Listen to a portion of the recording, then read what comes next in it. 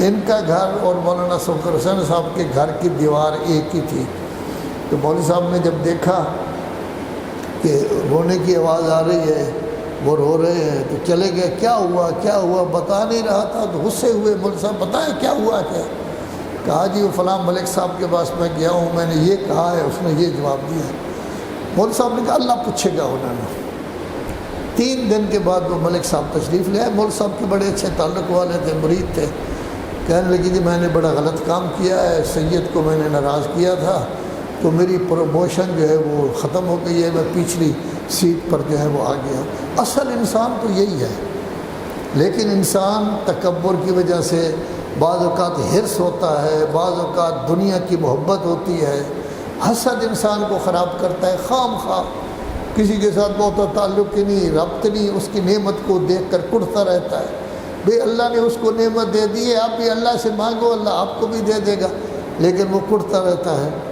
اسی طرح حسد کے ساتھ ساتھ ایک چیز جو ہے وہ طول العمل ہے، کہ لمبی امید۔ یہ چیزیں انسان کو خراب کرتی ہیں، جس کی وجہ سے انسان خرابی میں پیدا ہو جاتا ہے۔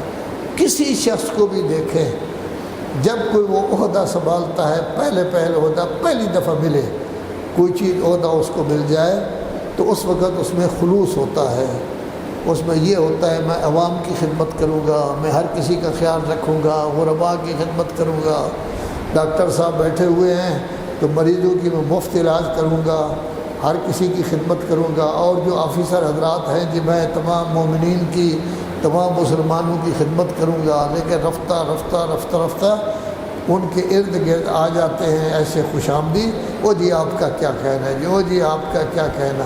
وہ ایسی ہوا بھیر دیتے ہیں، 4-5 مہینے کے بعد اس کی روش تبدیل ہو جاتی ہے، پھر وہ افسر ہو جاتا ہے۔ اس کی خواہش یہ ہوتی ہے کہ پوری دنیا مجھے اٹھ کر سلام کرے، میں کسی کا کام نہ کروں، لیکن جو کام میں کہہ دوں۔ یہ ساری چیزیں جو ہے نا وہ ساری چیزیں پیدا ہو جاتی ہیں۔ تو اصل اس وقت یہی ہے کہ ان چیزوں سے آدمی بچ کس طرح سکتا ہے، یہ طول عمل سے کس طرح بچ سکتا ہے، حسد سے کس طرح بچ سکتا ہے، تکبر سے کس طرح بچ سکتا ہے۔ اس کے لیے اصل یہی ہے کہ اس کو رجوع کرنا ہوگا اللہ تبارک و تعالیٰ کی طرف۔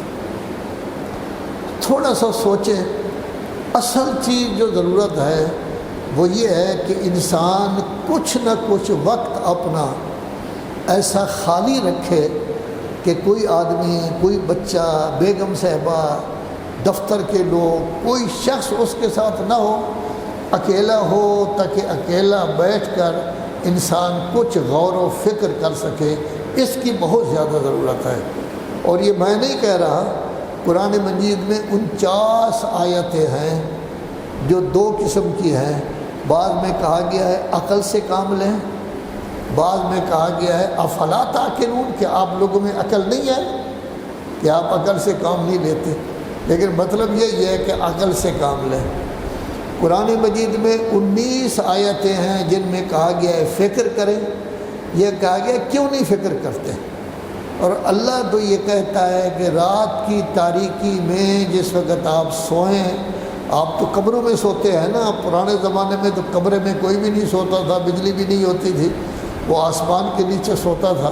تو آسمان کے نیچے جب سوتا تو کہا گیا ہے فکر کرو کہ یہ آسمان کس طرح ہے، یہ رات کو ستارے کہاں سے آ جاتے ہیں، یہ چاند کہاں سے آ گیا ہے، پہلے چھوٹا ہوتا ہے پھر بڑا ہو جاتا ہے، یہ اللہ کی نعمات ہیں جو اللہ نے آپ کو دی ہیں۔